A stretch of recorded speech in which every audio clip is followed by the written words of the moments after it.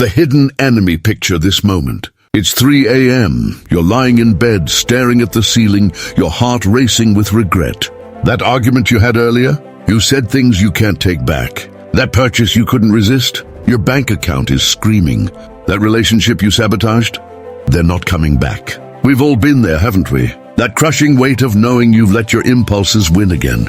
But here's what nobody tells you. This isn't just about willpower. It's about something much deeper, something the ancient Stoics understood thousands of years ago that modern psychology is only now catching up to. Welcome to Stoic Mindset, where we don't just talk about philosophy. We transform lives through ancient wisdom that actually works. If you're watching this right now, chances are you're tired of being controlled by your emotions, tired of making decisions you regret, tired of feeling like a passenger in your own life. Today, that changes. Today, you're going to discover why Marcus Aurelius, the most powerful man in the ancient world, spent his mornings writing about controlling his impulses. Why Seneca, one of Rome's wealthiest citizens, practiced poverty to master his desires. Why Epictetus, born a slave, became freer than any emperor through mental discipline. But before we dive into these life-changing principles, I need you to understand something crucial. This isn't just another self-help video telling you to just be stronger or think positive. This is about rewiring your brain using techniques that have survived over 2,000 years because they actually work. And if you stay until the end, I'm going to share with you the one technique that changed everything for me. A technique so powerful that once you understand it, you'll never see your impulses the same way again. The war within. Let me tell you about Michael. Michael was successful by every external measure. 6-figure salary, beautiful apartment, seemingly perfect life. But inside, he was falling apart. Every morning he'd promise himself he'd quit smoking. By lunch, he'd already had 3 cigarettes. Every evening, he'd swear he wouldn't check his ex's social media. By midnight, he was deep in their photos, torturing himself. Every weekend, he'd commit to saving money.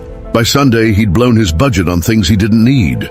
Sound familiar? Michael's story isn't unique. It's the story of millions of people fighting a war they don't even understand. You see, we've been taught to believe that self-control is about fighting harder, pushing more, resisting with greater force. But the Stoics knew something different. They understood that the harder you fight your impulses directly, the stronger they become.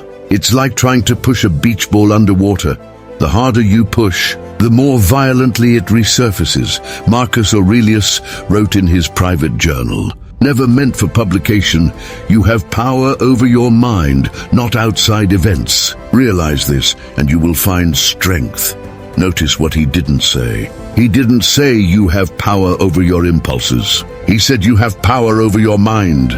This distinction is everything. Your impulses are like weather patterns in your consciousness. They come and go, rise and fall, storm and clear. You can't control the weather, but you can control how you respond to it. Think about the last time you gave in to an impulse you regretted. Maybe it was snapping at someone you love. Maybe it was eating that entire pizza when you were trying to be healthy.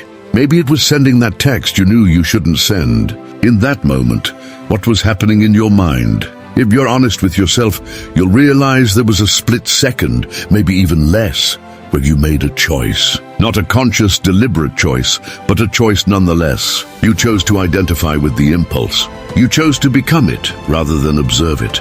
The science of self-destruction. Here's where things get really interesting. Modern neuroscience has proven what the Stoics intuited centuries ago. When an impulse arises in your brain, it activates your amygdala, your brain's alarm system.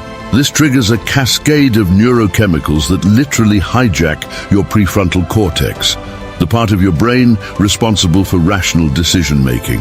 In other words, when you're in the grip of a strong impulse, you're literally not thinking straight. Your brain has been chemically altered to prioritize immediate action over long-term consequences.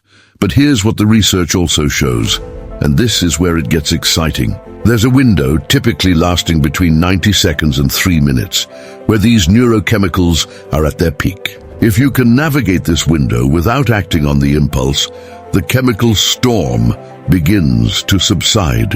Your prefrontal cortex comes back online. Your rational mind returns. The Stoics didn't know about neurochemicals, but they understood this principle perfectly. They called it the space between stimulus and response. Epictetus, who went from slave to philosopher, taught his students, "No one can hurt you without your permission." At first, this seems absurd. Of course, people can hurt you without your permission. They can insult you, betray you, attack you. But Epictetus wasn't talking about the initial event. He was talking about what happens next. The insult is thrown. That's the stimulus. But what happens in your mind afterward, that's your domain. That's where you have absolute power, if only you know how to use it. Let me share something personal here. 5 years ago, I was destroying my life, one impulse at a time. I'd get angry in traffic and carry that rage into my home. I'd feel anxious about work and numb it with alcohol. I'd feel lonely and fill the void with mindless scrolling, meaningless hookups, anything to avoid sitting with the discomfort. I was successful on paper but dying inside. Then I discovered Stoic philosophy, and specifically, I discovered this concept of the space between stimulus and response. It changed everything, but not in the way you might think. The paradox of control. Here's what nobody tells you about self-control. The more you try to control everything, the less control you actually have. It's the great paradox that drives people crazy. You try to control your eating, and you end up binging. You try to control your anger, and you explode worse than before.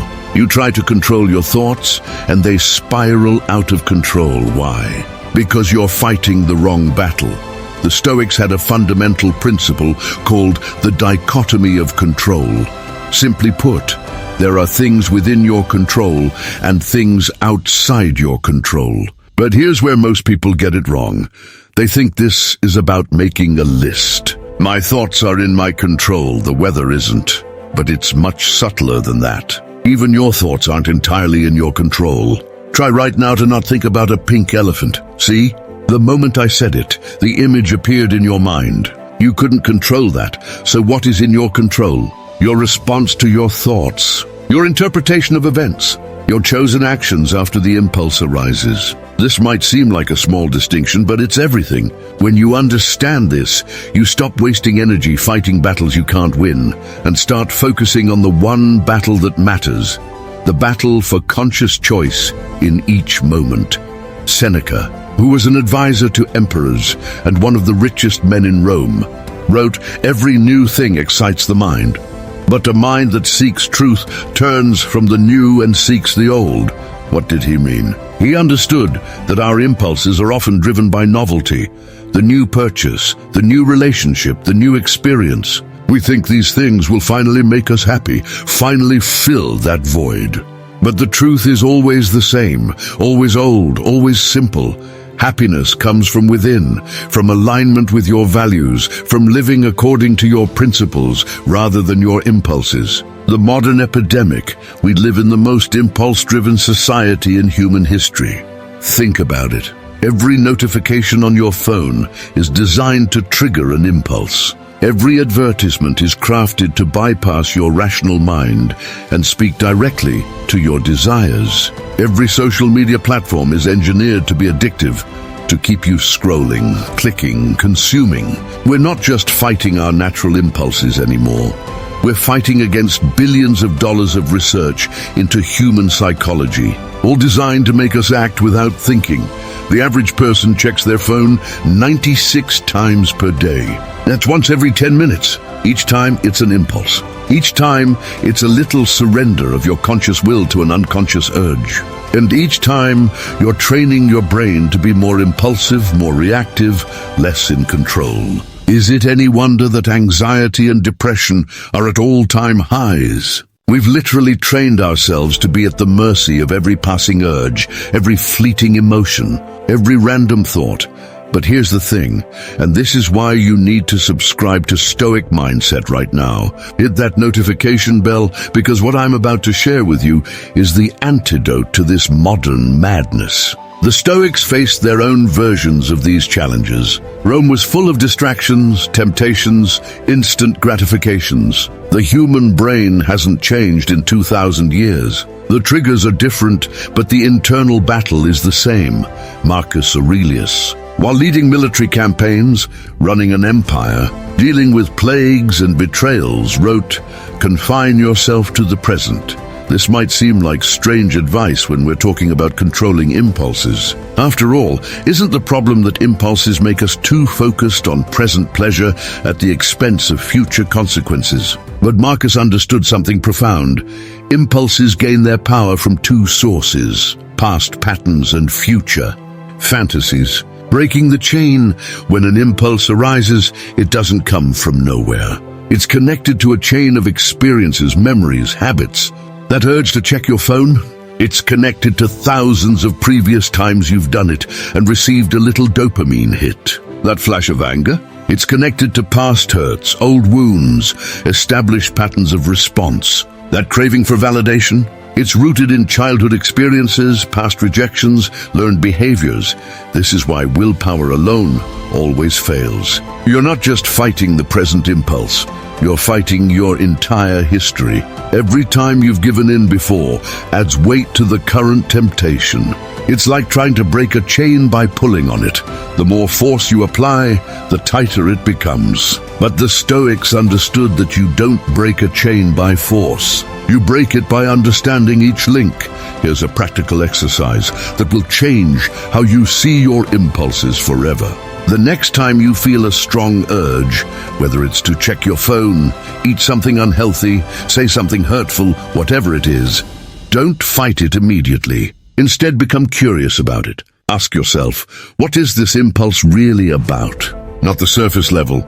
I want to check Instagram, but deeper. What feeling are you trying to create or avoid? What story are you telling yourself about what will happen if you give in or resist? I'll give you a real example from my own life. I used to have a terrible habit of getting into arguments online. Someone would post something I disagreed with, and I'd feel this overwhelming urge to correct them, to prove them wrong.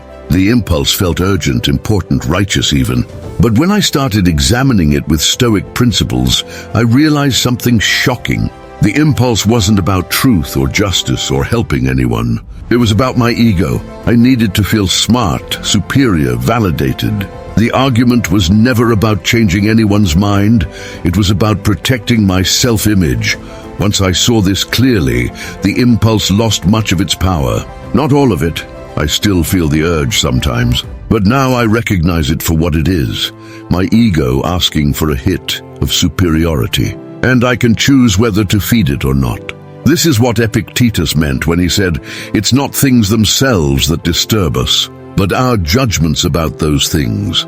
The power of negative visualization. One of the most powerful Stoic techniques for mastering impulses is something called premeditatio malorum, the premeditation of evils. Now, before you think this is about being pessimistic or negative, let me explain what this really means and why it's absolutely essential for controlling your impulses. Every morning, Seneca would spend time imagining losing everything he had. His wealth, his status, his comfort, all gone. He'd visualize himself poor, exiled, stripped of every external advantage.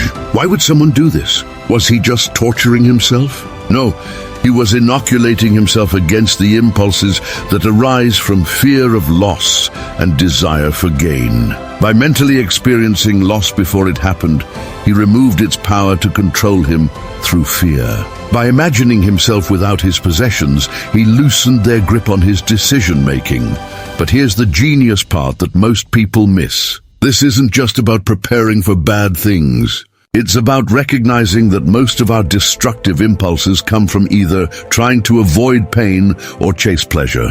When you regularly visualize and accept the worst-case scenario, you rob your impulses of their favorite weapon, fear. That impulse to lash out at someone who criticized you, it's driven by fear of being diminished. That impulse to buy things you don't need, it's driven by fear of missing out or not being enough. That impulse to check your ex's social media, it's driven by fear of being alone or forgotten. Let me walk you through exactly how to use this technique. Because if you do this consistently for just 30 days, I guarantee your relationship with your impulses will completely transform. Every morning, before you check your phone, before you start your day, spend 5 minutes doing this exercise. Close your eyes and imagine losing something you're attached to. Start small. Maybe it's your favorite coffee mug, your comfortable bed, your morning routine. Really feel what it would be like to not have this thing. Don't just think about it intellectually. Feel the discomfort, the irritation, the loss. Then, and this is the crucial part, remind yourself that you survived the visualization. You experienced the loss in your mind and you're still here, still whole, still you. This might seem simple, but something profound happens when you do this regularly. Your brain starts to realize that loss isn't actually the catastrophe it imagines. The things you're so afraid of losing, the things that drive so many of your impulses, they're not as essential as your mind believes. The discipline of desire. The Stoics divided philosophy into 3 disciplines: desire, action, and assent. The discipline of desire is about wanting what is good for you and not wanting what is bad for you. Sounds simple, right? But this is where most people fail before they even begin. They try to control their actions without addressing their desires. It's like trying to steer a car while the engine is pushing you in the opposite direction.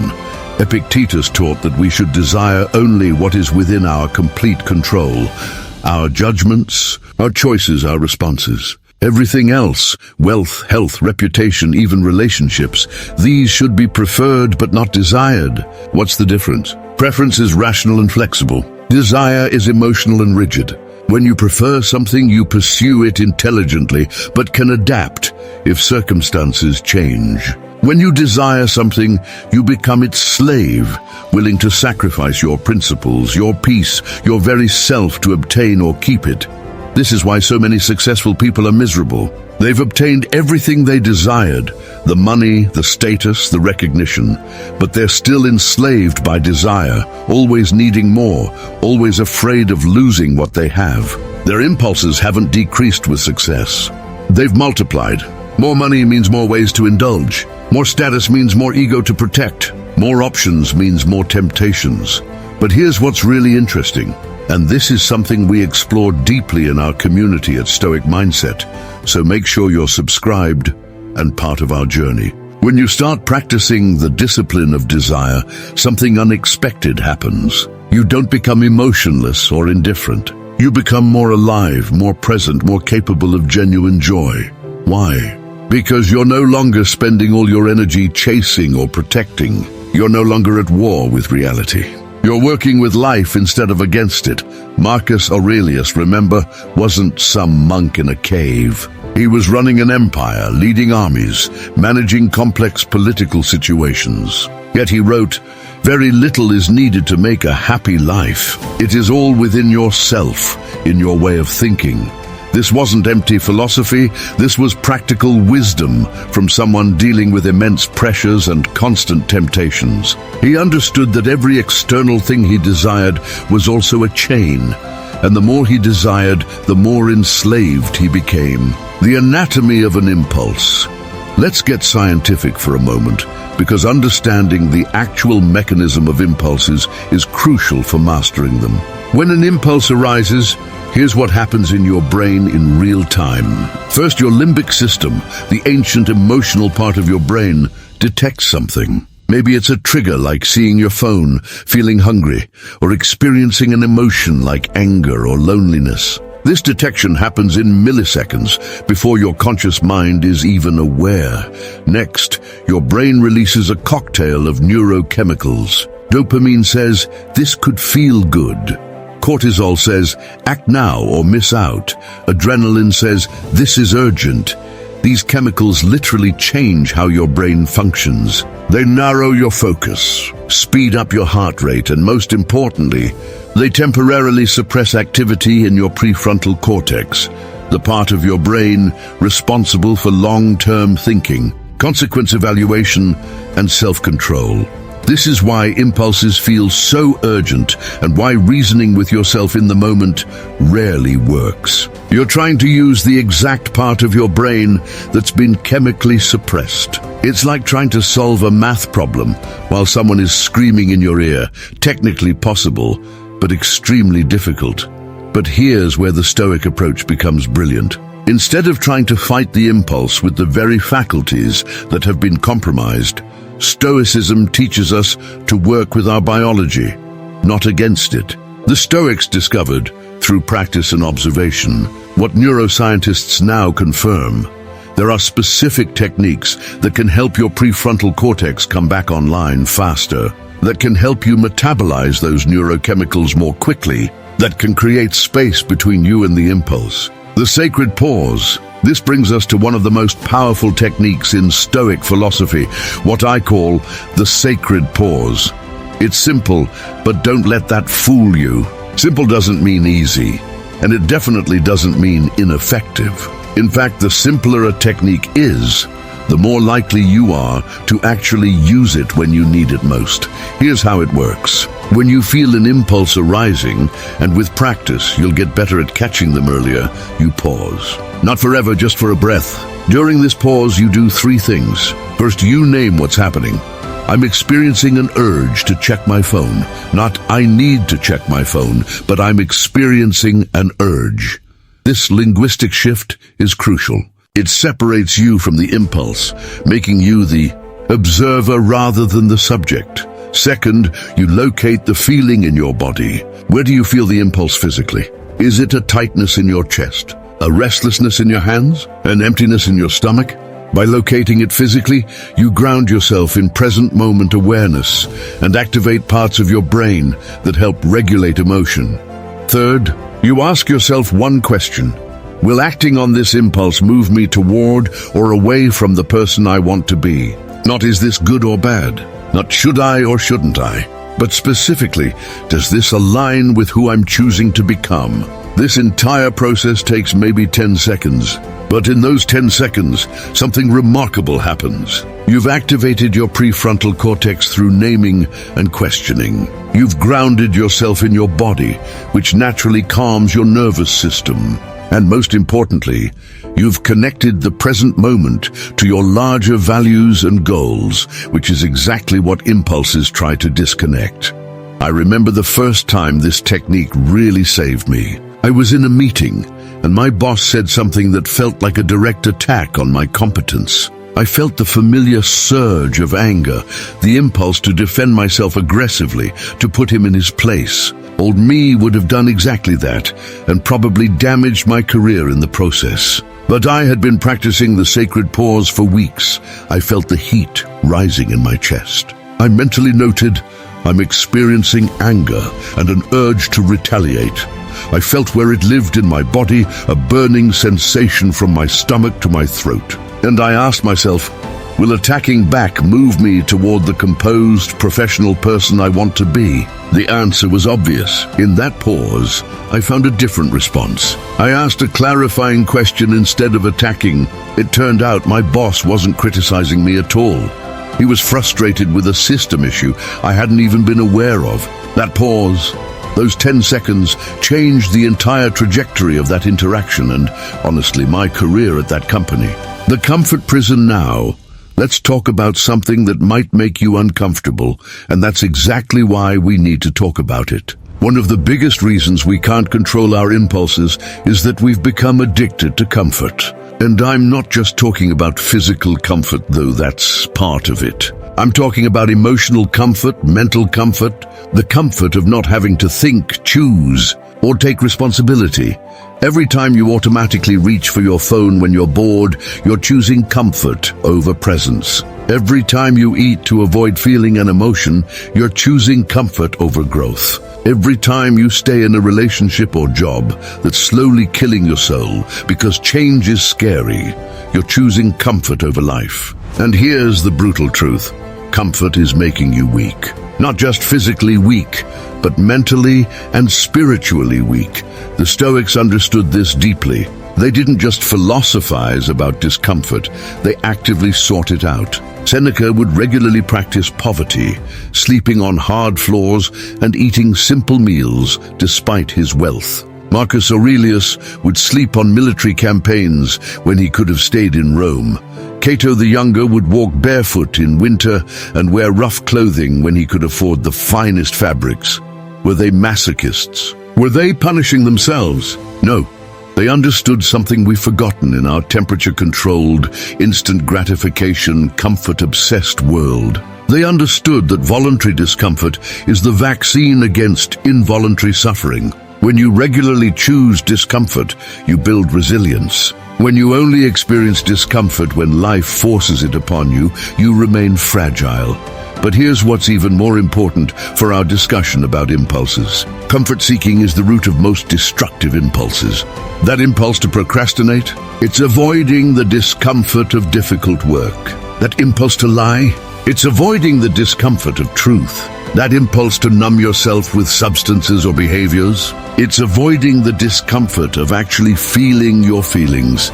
So here's what I want you to do, and if this resonates with you, hit that like button right now, because this is the kind of content we create at Stoic Mindset.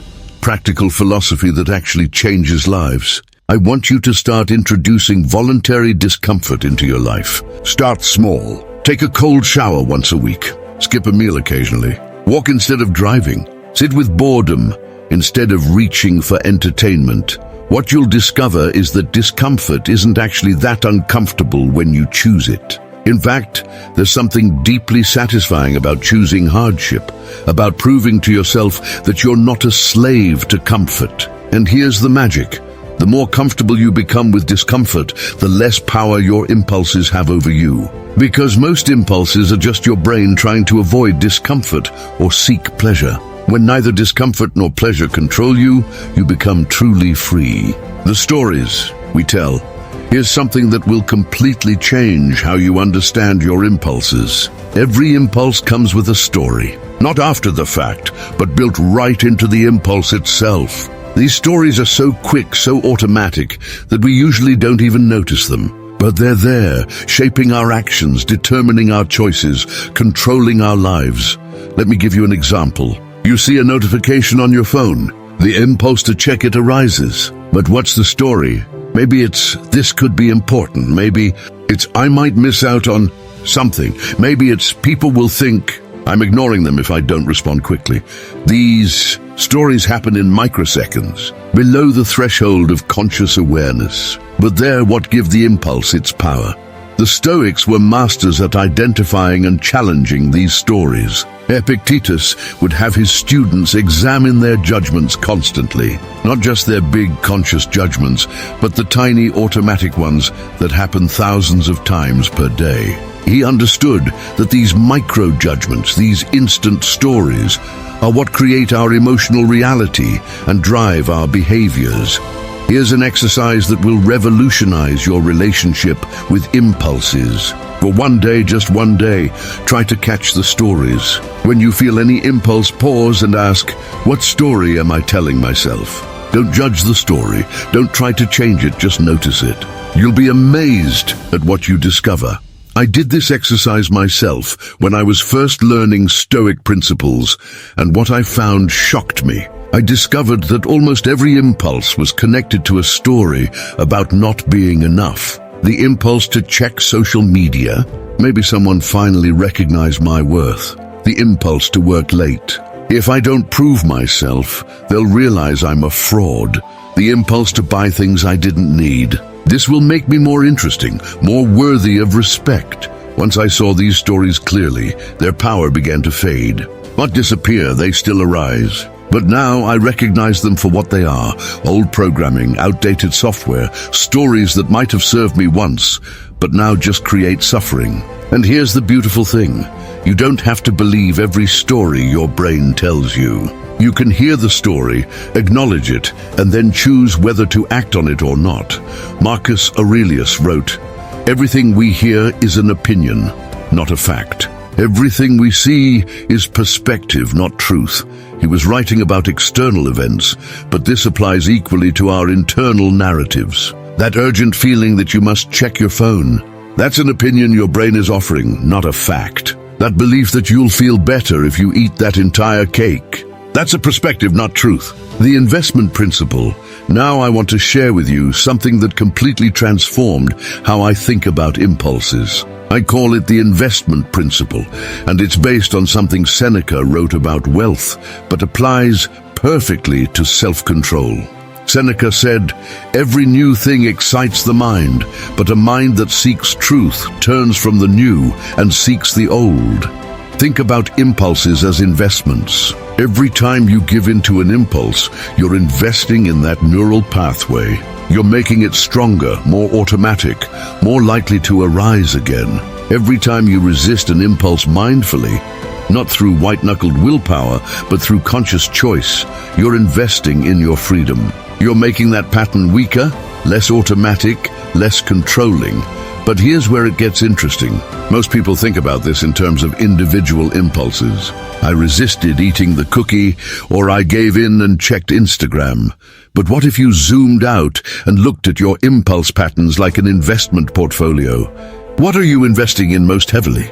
What's giving you returns and what's draining your resources? When I started thinking this way, I realized I was heavily invested in several losing stocks. I was investing daily in anger responses that never solved anything. I was investing in comfort seeking that was making me weaker. I was investing in validation seeking that never actually made me feel validated. Meanwhile, I was underinvesting in patience, in presence, in genuine connection, in meaningful work.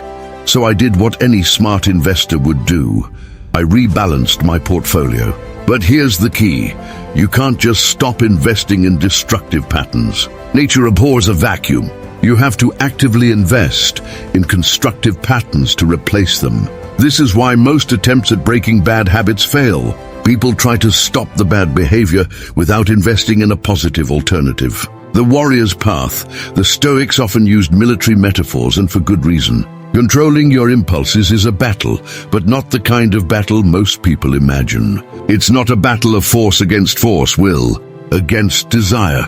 It's a battle of awareness against automaticity, wisdom against ignorance, choice against compulsion. Think of yourself as a warrior, but not one who fights with brute strength. You're more like a martial artist who uses the opponent's force against them. When an impulse arises with great force, you don't meet it head-on. You redirect it. You step aside and let it exhaust itself. You use its energy for your own purposes. Here's a practical example. Let's say you feel a strong impulse to argue with someone online. The force of that impulse is real. It's energy in your system that wants to go somewhere. Instead of trying to suppress it, which rarely works, or giving in to it, which you'll regret, you redirect it. You take that energy and channel it into something constructive. Maybe you write in your journal about why the topic matters to you. Maybe you go for a run and burn off the aggressive energy. Maybe you channel that passion into creating something helpful instead of destroying someone's day. This is what Marcus Aurelius did constantly. He was surrounded by people who frustrated him, challenged him, betrayed him. He felt the same impulses we all feel, to lash out, to punish, to retaliate. But he redirected that energy into his writing, into his philosophical practice, into becoming a better leader and human being. His private journal, which we now know as Meditations, is essentially the record of him redirecting destructive impulses into constructive self-reflection. But here's something crucial that most people miss about the warrior's path. A warrior doesn't just train during battle. A warrior trains every day in times of peace, so that when battle comes, the responses are automatic. This is why daily practice is so important in Stoicism. You're not just trying to handle today's impulses, you're training for all future impulses. The community effect, here's something we need to talk about. And it's why building a community like Stoic Mindset is so important. Subscribe now if you haven't already, because you need to be part of this conversation. You cannot master your impulses alone. I know that might sound contradictory to Stoic self-reliance, but hear me out. The Stoics, despite their emphasis on individual virtue and self-control, were deeply embedded in communities. They had teachers, students, friends who shared their values. They wrote letters to each other constantly, sharing struggles and insights. They understood something that modern isolation has made us forget. We are social creatures, and our social environment profoundly shapes our behavior. Think about it. How many of your impulses are actually social in nature? The impulse to check social media, that's about connection and status. The impulse to buy things you don't need, that's often about fitting in or standing out. The impulse to hide your struggles, that's about maintaining an image. Even seemingly personal impulses like overeating or substance use often have social components. Numbing social anxiety, dealing with loneliness, managing social stress.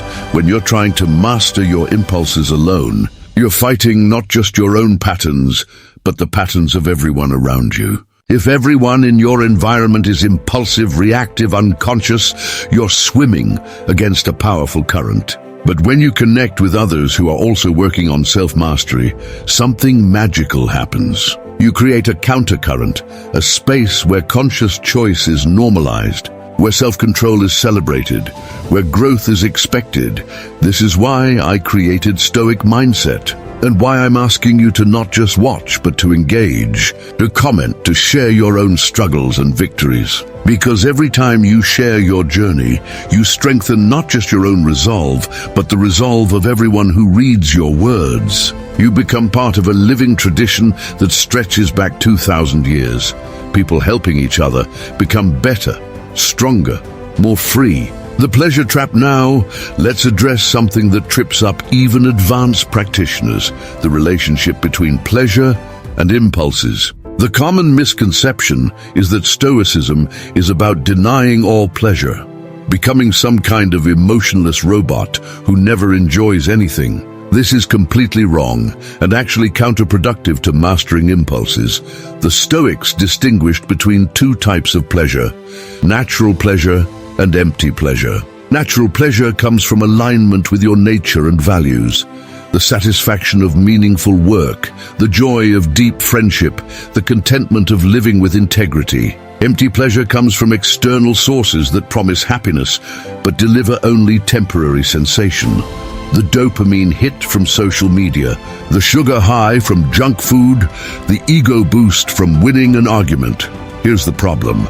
Our modern world has weaponized empty pleasure. Every app, every advertisement, every product is designed to hijack your brain's pleasure systems. They've studied exactly how to trigger your impulses, how to create craving, how to ensure you'll come back for more. You're not just dealing with natural impulses anymore. You're dealing with engineered addiction. But here's the secret they don't want you to know. Empty pleasure always leads to greater suffering, always, without exception. That moment of pleasure from checking your phone is followed by anxiety about what you saw or regret about time wasted. That pleasure from eating junk food is followed by physical discomfort and self-disgust. That pleasure from impulsive shopping is followed by financial stress and cluttered living space. Natural pleasure, on the other hand, creates an upward spiral. The satisfaction from completing difficult work makes you want to tackle bigger challenges. The joy from genuine connection makes you want to deepen your relationships. The contentment from living according to your values makes you want to clarify and strengthen those values further. So the goal isn't to eliminate pleasure, it's to upgrade your pleasures. It's to become someone who finds deep satisfaction in things that actually matter, things that last, things that build rather than destroy. When you do this, something incredible happens. Destructive impulses lose their appeal. Why would you want the empty pleasure of scrolling through social media when you could have the real pleasure of creating something meaningful? Why would you want the false pleasure of numbing yourself when you could have the genuine pleasure of feeling fully alive? The midnight hour. Let me tell you about the moment that changed everything for me. It was 2 a.m. 5 years ago. I couldn't sleep again. I was lying in bed, my mind racing through all my failures, all my regrets, all the times I'd let my impulses control me. I just destroyed another relationship through my inability to control my anger. I just sabotaged another opportunity through my inability to control my fear. I was successful by external measures, but dying inside. And I knew that if something didn't change, I wouldn't make it another year. That's when I found Marcus Aurelius's Meditations. Not in some profound way, I literally couldn't sleep, and grabbed the first book on my nightstand, which someone had given me months earlier. I opened to a random page and read, "At dawn, when you have trouble getting out of bed, tell yourself, I have to go to work. As a human being, what do I have to complain of if I'm going to do what I was born for, the things I was brought into the world to do?" Something about those words hit me differently that night. Here was the most powerful man in the ancient world, and he was struggling to get out of bed. He was fighting the same impulses I was fighting. The desire for comfort, the resistance to difficulty, the temptation to give up. But he didn't fight these impulses by being superhuman. He fought them by remembering his purpose, by connecting to something bigger than his momentary feelings. That night, I made a decision. I would study these ancient philosophers not as historical curiosities, but as mentors, as guides, as friends across time who understood what I was going through. I would apply their teachings not someday, but immediately, not perfectly, but consistently. I would transform myself, not through magical thinking, but through daily practice. The transformation didn't happen overnight. There were setbacks, failures, moments when I fell back into old patterns, but something had fundamentally shifted. I now had a framework for understanding my impulses, tools for managing them, and most importantly, a reason to keep trying. I wasn't just trying to control my behavior. I was trying to become the person I was meant to be. The practice protocol. So let me give you the exact protocol I developed, the one that took me from impulse-controlled to self-controlled. If you follow this for 30 days, really follow it, not just read about it, your life will change. This isn't motivational fluff. This is a practical system based on 2,000 years of wisdom and modern neuroscience. First, morning preparation. Every morning, before you do anything else, before you check your phone, before you have coffee, before you speak to anyone, spend 5 minutes in what I call Stoic preparation. Remind yourself of 3 things. What is in your control today, your choices, responses and efforts. What is not in your control, everything else. And what kind of person you want to be today, not achieve but be. This primes your brain for conscious choice rather than reactive impulse. Second, impulse logging. For 1 week, carry a small notebook or use a notes app. Every time you feel a significant impulse, write it down. Not to judge it, not to resist it, just to notice it. What triggered it? What story did it tell? What did it want you to do? After a week, you'll see patterns you never noticed before. You'll realize that most of your impulses are actually the same few patterns repeating in different disguises. Third, the evening review. This is straight from Seneca's playbook. Every evening, spend 10 minutes reviewing your day. Where did you act from impulse rather than choice? Don't beat yourself up, just notice. Where did you successfully choose your response rather than react automatically? Celebrate these moments, no matter how small. This review trains your brain to become more aware of the choice points throughout your day. Fourth, voluntary hardship. Once a week, choose something uncomfortable. Skip a meal, take a cold shower, walk instead of driving, sleep on the floor. This isn't about punishing yourself. It's about proving to yourself that you're not a slave to comfort. Each time you voluntarily choose discomfort, you weaken the power of comfort-seeking impulses. Fifth, the pause practice. Throughout your day, whenever you remember, pause for 3 breaths. During these breaths, ask yourself, what am I doing? Why am I doing it? Is this what I choose to be doing? This simple practice breaks the automaticity of your day and creates space for conscious choice. The transformation timeline. Here's what you can expect if you commit to this practice. Week 1 will be uncomfortable. You'll become aware of just how impulsive you really are. You'll catch yourself mid-impulse constantly. You'll feel like you're fighting yourself all day. This is normal. You're waking up from a lifetime of unconscious patterns. Week 2 will bring resistance. Your old patterns will fight back. You'll have days where you forget to practice, where you give in to every impulse, where you wonder why you're even trying. This is also normal. Your brain is literally rewiring itself, and the old wiring doesn't want to go quietly. Week 3 is where the magic starts. You'll catch impulses before they fully form. You'll find yourself naturally pausing before reacting. You'll have moments where you choose your response so smoothly it feels effortless. These moments will be rare at first, but they'll show you what's possible. Week 4 is integration. The practices become less forced, more natural. You don't have to remind yourself to pause as often. It starts happening automatically. You begin to identify less with your impulses and more with the part of you that chooses. You start to feel like the author of your life rather than a character being written by circumstances. But here's the important part. This is just the beginning. Mastering your impulses isn't a destination you reach and then you're done. It's a practice you maintain for life. Marcus Aurelius was still working on this in his 60s. Seneca was still practicing in his final years. This isn't a problem to solve. It's a skill to develop and maintain. The social imperative, let's talk about something that might be uncomfortable, but is absolutely essential.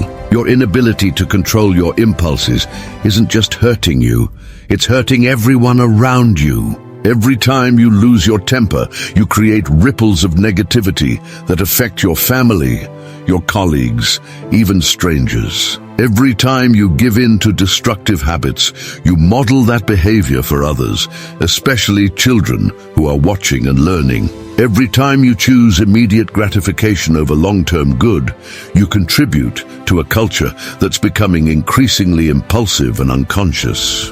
This isn't about guilt or shame. The Stoics weren't interested in making people feel bad.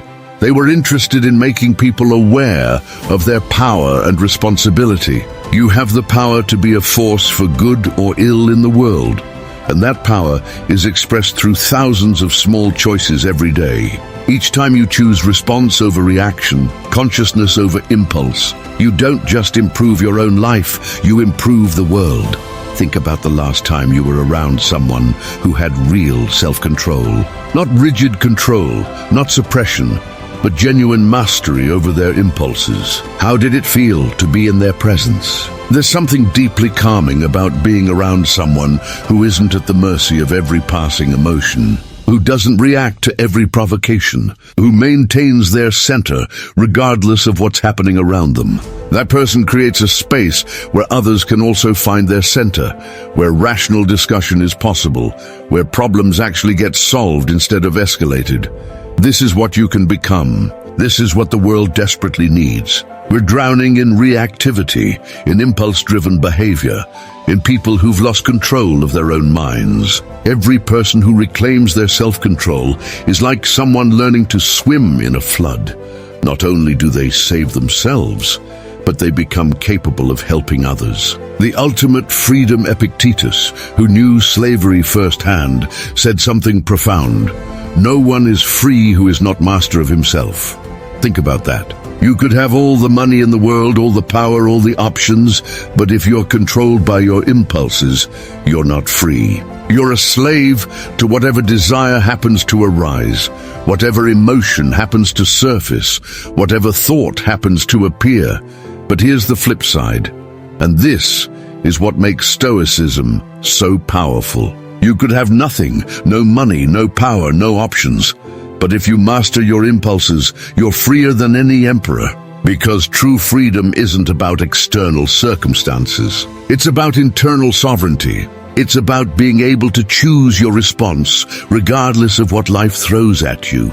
This is what Viktor Frankl discovered in the concentration camps. What Nelson Mandela discovered in prison. What countless people have discovered in their darkest moments. When everything external is stripped away, when you have no control over your circumstances. You still have one freedom that no one can take from you, the freedom to choose your response. But here's what most people don't realize. You don't have to wait for extreme circumstances to discover this freedom.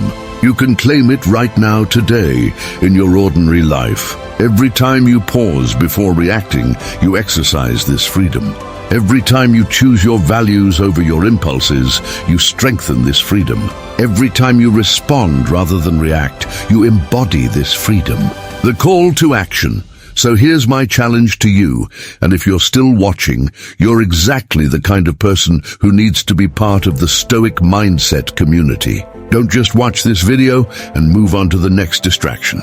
That would be giving in to the impulse for novelty without integration. Instead, take action. Real concrete action.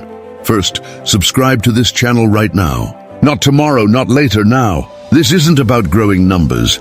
It's about you making a commitment to your growth. When you subscribe, you're telling your brain, this matters to me. I'm serious about changing. Hit the notification bell too, because consistency is everything in this practice, and you need regular reminders to stay on track. Second, like this video if it resonated with you. Again, this isn't about metrics, it's about acknowledgement. When you like something, you're more likely to remember it, to integrate it, to actually apply it. It's a small action that creates psychological commitment. Third, and this is the most important part, comment below with one impulse you're committed to mastering. Just one. Not your entire list, not your life story, just one specific impulse you're ready to face. When you make a public declaration, something powerful happens. You activate what psychologists call the consistency principle. Your brain wants to align your actions with your stated commitments. But don't stop there. Come back to your comment in a week and update us on your progress. Share your struggles and victories. Read other people's comments and support them. Become part of a living, breathing community of people who are all working on the same thing, reclaiming control over their own minds and lives. The path forward, we're living in unprecedented times. Never before have humans faced such a barrage of engineered impulses, such sophisticated manipulation of their desires, such constant pressure to react rather than respond. The techniques that worked for our grandparents aren't enough anymore. We need something stronger, deeper, more robust. That's why ancient Stoicism is so relevant today. It was developed during the decline of the Roman Empire, a time of chaos, uncertainty, and moral decay. The Stoics faced their own versions of information overload, social pressure, and impulse triggers. They developed their philosophy not in peaceful isolation, but in the midst of real life, with all its temptations and challenges. But here's what makes our situation unique. We have access to both ancient wisdom and modern science. We understand the neurology of impulses in ways the Stoics couldn't imagine. We have tools and techniques they never dreamed of. We can connect with fellow practitioners across the globe instantly. We have every advantage, if only we choose to use them.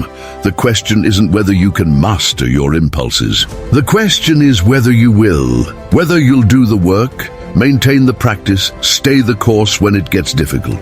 Whether you'll choose the discomfort of growth over the comfort of stagnation. Whether you'll become the person you're capable of being, or remain the person your impulses have made you. The final truth. Here's the truth that took me years to fully understand. The truth that changes everything once you really get it. Your impulses aren't your enemy. They're not something to be destroyed or eliminated. They're information. They're energy.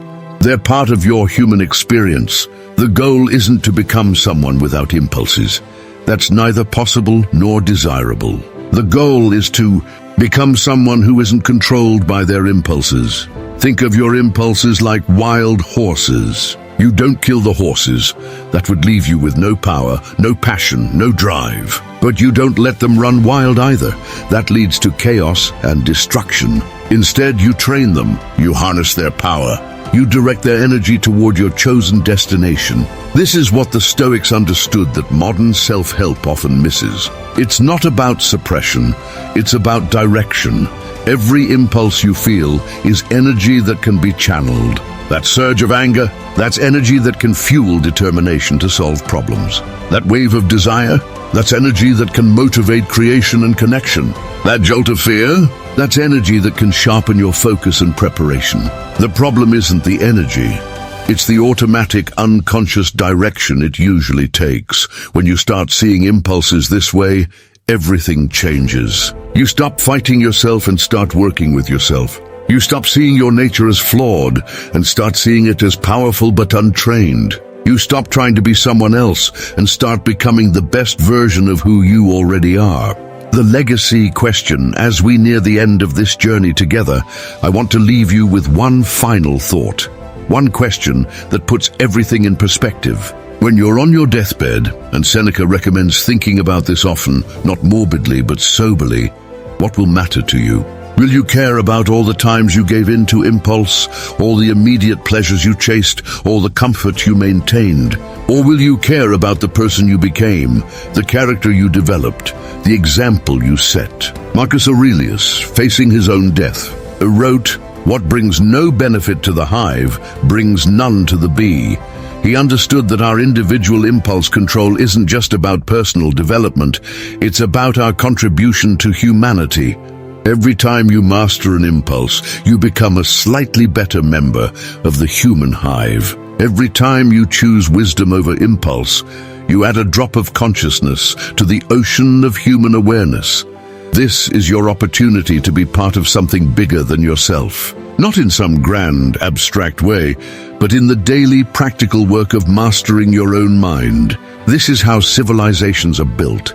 Not through massive movements, but through millions of individuals choosing to be better than their impulses, choosing to act from principle rather than passion, choosing to respond rather than react. Your Stoic journey begins. Now, if you've made it this far, you're not here by accident. Something in you recognizes the truth in these words, resonates with these principles, yearns for this transformation. That's not an impulse.